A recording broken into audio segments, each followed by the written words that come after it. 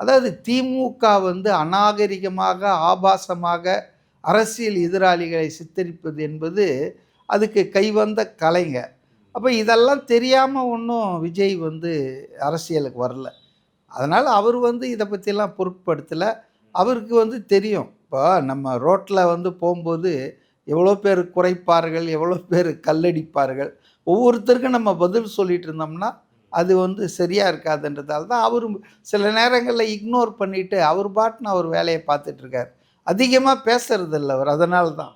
ஏன்னா, அவர் பேசினாலே அத உடைச்சு, அத வளைச்சு, அதுக்கு ஏதாவது வியாக்கியானம்லாம் எழுதுறதுக்கு இணைய கூலிப்படை என்பது ஒண்ணு உருவாக்கி வச்சிருக்காங்க.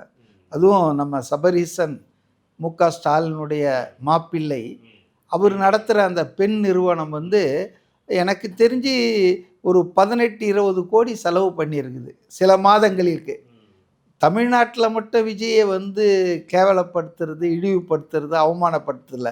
கேரளாவுலலாம் கூட போய் பண்ணியிருக்காங்க. அதாவது அந்த டார்கெட்டட் குரூப்.